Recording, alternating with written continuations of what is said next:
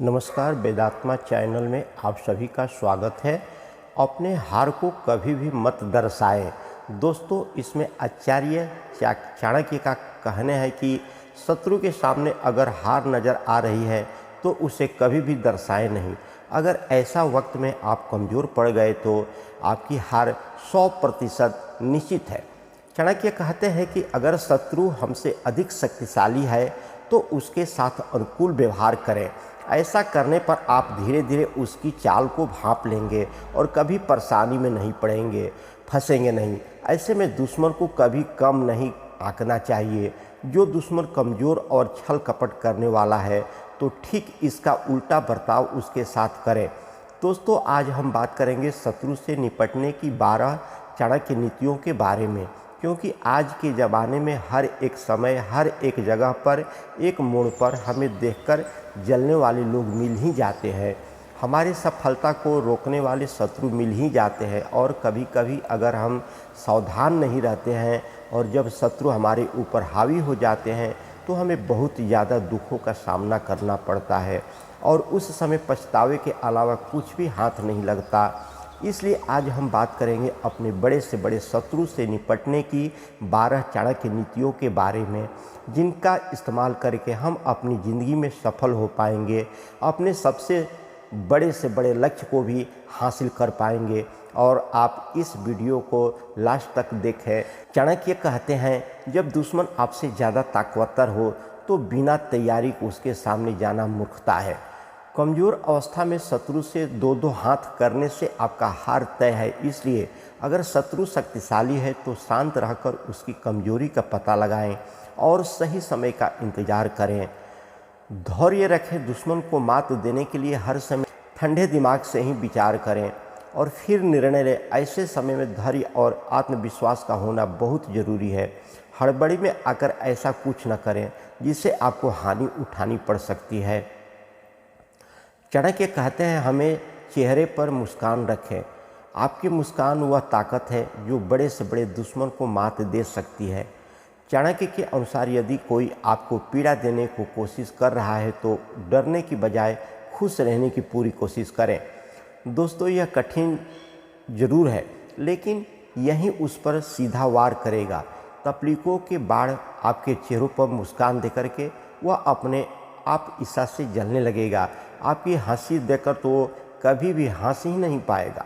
बस यही मुस्कान आपको जीत का सेहरा पहना देगा। और दोस्तों, मेरे तरफ से भी आपको विनती है कि आप हमेशा मुस्कुराते रहें, खुश रहें, सबको खुश रखें। इसमें चाणक्य कहते हैं, मनुष्य को अपनी वाणी पर खास ध्यान रखना चाहिए।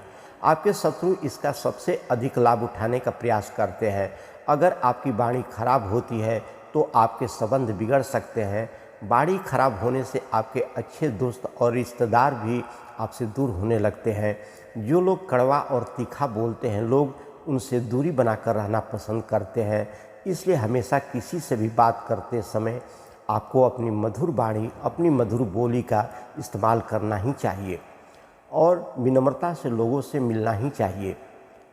आचार्य चाणक्य कहते हैं, व्यक्ति अपने परिवार के अलावा अपने दोस्तों और कार्यस्थल पर मौजूद लोगों के साथ सबसे अधिक समय बिताता है।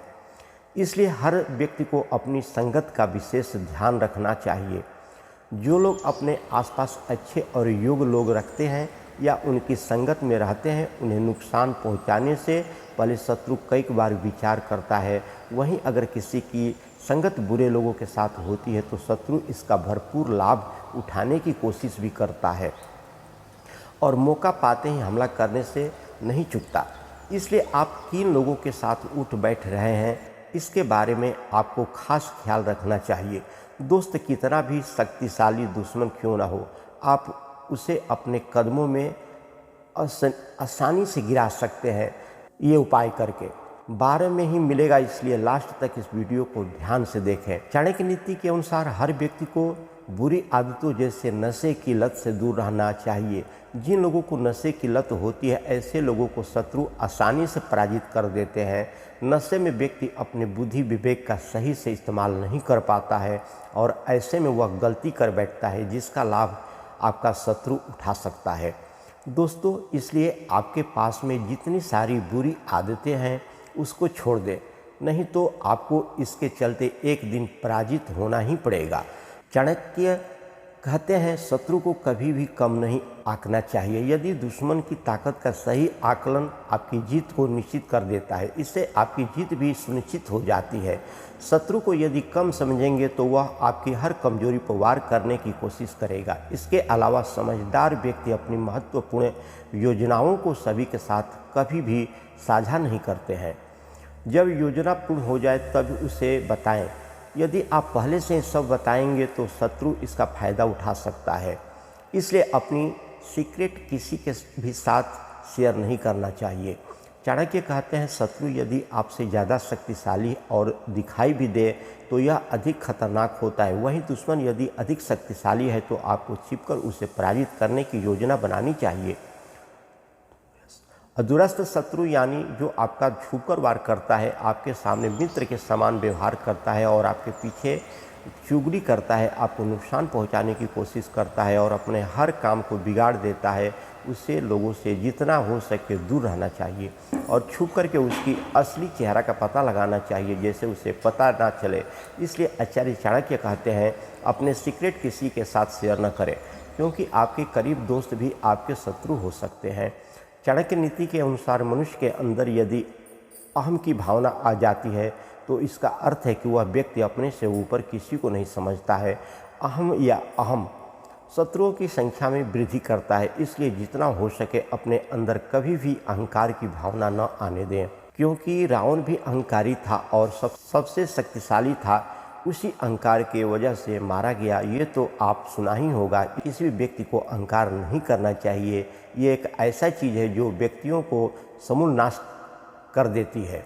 आचार्य चाणक्य के अनुसार यदि कोई आपका अपमान करे तो अपना गुस्सा जाहिर ना होने दे, बल्कि मौन धारण कर ले। जो व्यक्ति मौन रह कर के रणनीति बनाता है उसके बारे में जान पाना किसी के लिए भी असंभव होता है। चाणक्य ने भी इसी नीति को अपनाया था। वह नंद महाराज द्वारा अपमानित होने पर भी मौन ही रहे थे और उन्होंने नंद को बेदखल करने की चुपचाप तरीकों से रणनीति तैयार की थी और आखिरकार साधारण से बालक चंद्रगुप्त को उन्होंने सम्राट बना दिया। इसलिए चाणक्य कहते हैं गुस्सा यमराज के समान होता है। गुस्से में व्यक्ति सोचने समझने की शक्ति को खो देता है।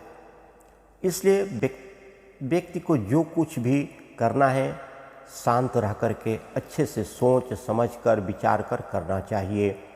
चाणक्य कहते हैं शत्रु कई तरह के होते हैं। आप अपना शत्रु किसे मानते हैं?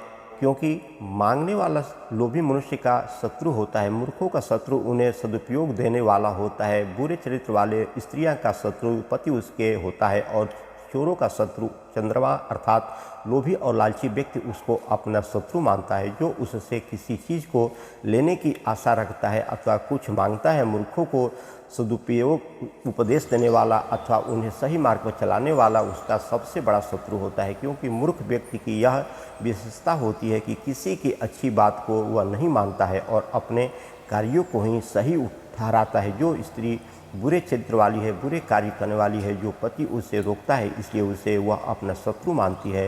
चोर रात्रि के समय अंधकार में अपना कार्य करते हैं। चांदनी रात में उनके लिए चोरी करना असंभव होता है, इसलिए चंद्रमा उनका सबसे बड़ा शत्रु होता है।